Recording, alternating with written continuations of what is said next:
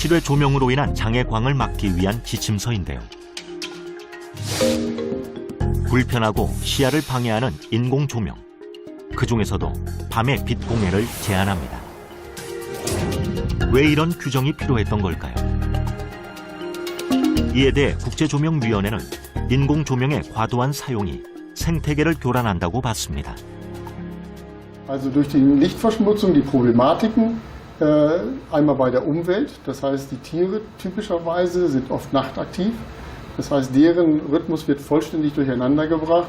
Sie müssen teilweise Umwege fliegen, Vögel zum Beispiel, Bienen zum Beispiel sind auch wesentlich sensitiver, was UV-Licht anbelangt, als wir Menschen es sind. Das heißt, deren ganzen Rhythmus bringe ich durcheinander. Das heißt, von der Tierwelt, die Tierwelt. 실제로 동물 중에는 인공 조명 때문에 개체 수가 줄어드는 등 피해를 입는 경우도 있습니다. 生物っていうのは光に引き寄せられるように集まってきたり、あるいは光を嫌って逃げてしまったり、様々な性質を持ちますので、光によって、例えば夜行性生物ですとか、昆虫ですとか、ウミガメですとか、様々な生き物が影響を受けていることが知られています。그 대표적인 사례가 바로 바다 거북입니다.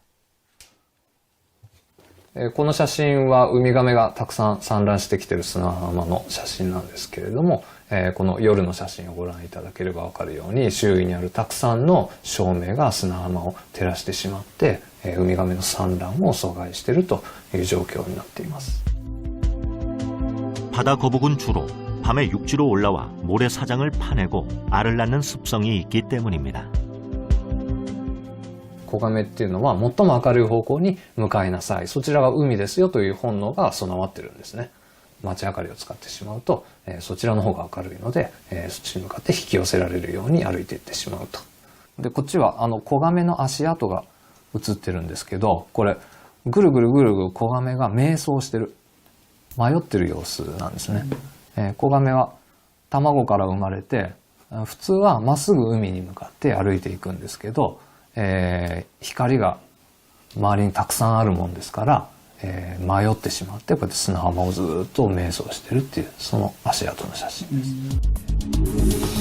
야간에 불필요한 인공 조명은 이처럼 바다 거북뿐만 아니라 곤충, 조류 등 다양한 동물들에게 영향을 미치고 있습니다. 今一番問題なのは光害っていう問題があまりにも一般の人に意識にない、知られてない、誰もいない時間帯につきっぱなしになってないかとか、無駄な光っていうものにもっと敏感になって、無駄な光が実は、エネルギーの無駄であり、様々な光害を起こしているっていうことを認識していただいて。 농작물도 예외는 아닙니다. 농학 박사 김충국 씨는 20년 동안 농작물과 야간 조명의 관계를 연구했는데요. 농작물마다 피해를 입는 조명 수준이 달랐습니다. 좋은 조명 환경. 농작물에는 그렇게 쉽지는 않은데요. 밝기 정도를 농작물에 피해가 없는 정도로 한다면 좋은 불빛이라고 이해하면 되겠지요. 가급적 빛이 없는 것이 가장 좋고, 또 빛을 비춘다 하더라도 5룩스 미만이 좋고, 벼 재배 지역에 안에서요. 근데 들깨 재배 지역이라면 5룩스도 큰 피해가 있기 때문에 2룩스 이하로 낮춰야 돼요. 여기서 말하는 룩스는 조명의 밝기를 나타내는 단위인데요. 김충국 박사가 공고한 2룩스는 사물의 윤곽만 겨우 보이는 정도. 하지만 이 정도의 불빛도 농작물은 낮으로 인식해 과도한 성장을 한다고 합니다. 주요 작물에게 밤마다 6에서 10룩스의 조명을 비춘 결과 최소 16%에서 최대 94%의 수량 감소율을 보였습니다. 단일식물 같은 경우에는 밤이 길어져야 꽃이 피게 하는 호르몬이 발생이 해서 식물체가 꽃을 만들게 되는데, 낮의 길이가 길어지면 그 호르몬에 만들어지는 속도가 굉장히 늦어지게 됩니다. 이 때문에 꽃이 분화가 속도가 늦어지고, 장일식물 같은 경우에는 인공조명을 켜게 되면 개발 시기가 굉장히 촉진이 됩니다. 그럴 경우에는 일반적으로 생육을 확보한 후에 꽃이 피어야 수량을 확보할 수가 있는데요. 미처 생육이 되지 못한 상태에서 꽃이 피게 되면 수량이 그만큼 줄어들 수밖에 없습니다. 벼의 경우 조명이 강할수록 수확량 감소가 더 크게 나타났는데요. 2룩스 이하에서는 수확량이 그대로였지만 16수 이상에서는 최소 10%에서 최대 21% 수확량이 감소했습니다. 조명을 없애기는 곤란하고요.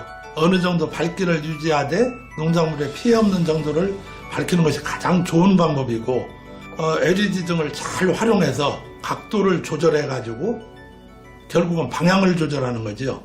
그 농작물이나 농경지에 불빛이 적게 가게 하는 방향들 그런 등기구를 활용하는 것이 좋은 방법이겠지요. 동식물의 성장과 생태에는 빛이 중요한 요소입니다. 그리고 사람의 생활과도 깊은 연관이 있죠.